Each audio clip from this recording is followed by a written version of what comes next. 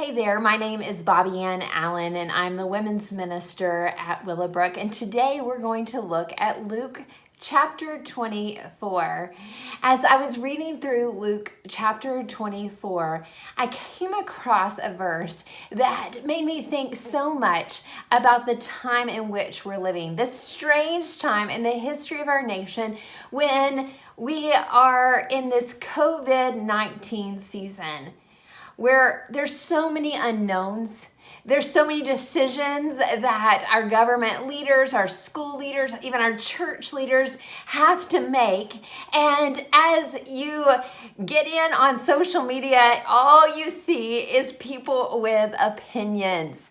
They have so many opinions about how we should be handling this thing, whether or not we're handling it with too much care, we're being too careful, we're going too extreme, or the other people that say, why aren't we doing this? Why aren't we doing more? And there's these arguments that are happening among people. Tensions are high right now. And tensions were high in Luke chapter 24. Luke chapter 24, Jesus has been resurrected from the dead. His tomb is empty and nobody seems to know what's going on. That sounds a lot like right now when there's so many questions and people are arguing about how it should be handled. In verse 15 of Luke 24, it says this, "And while they were discussing and arguing, Jesus himself came near and began to walk along with them." And then verse 16 says, "But they were prevented from recognizing him." I came across that verse and I thought, wow.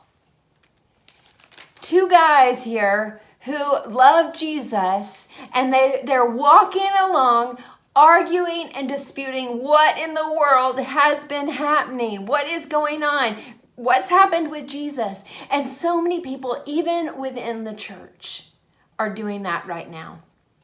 There's this disagreements and disputes about what is happening. And oftentimes, just like what's happening with them, it's happening to us. We're prevented to even recognize that the Lord is near and he's walking with us.